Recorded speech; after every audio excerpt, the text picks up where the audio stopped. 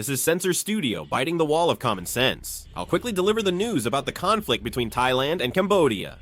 The Thai and Cambodian militaries reported an armed clash early Thursday morning in a disputed border region between the two countries. They accused each other of firing first amid weeks of ongoing tension.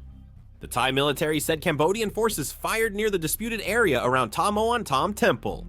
Cambodian forces used reconnaissance drones before deploying troops with heavy weapons to the area, they added. A Cambodian Ministry of Defense spokesperson said Thai troops intruded unprovoked and Cambodian forces acted in self-defense. The attack resulted in the deaths of 2 civilians in Thailand. The Thai military fired mortars into Cambodia, and it has been confirmed that they used 120mm mortars. Thailand and Cambodia are reportedly deploying heavy equipment. Fierce fighting has been confirmed between both sides in the Thailand-Cambodia border area. The video shows someone repeatedly firing a gun during an intense fight, causing severe damage. The Cambodian military confirmed firing RM-70 or BM-21 multiple rocket launchers in this attack.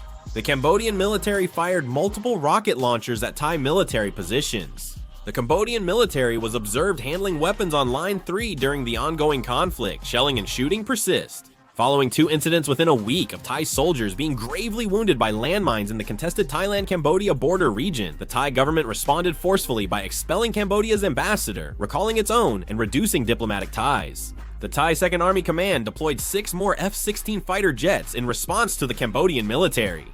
The Thai military reportedly conducted airstrikes on 2 Cambodian military facilities. I will provide updates if any new information emerges. Thanks.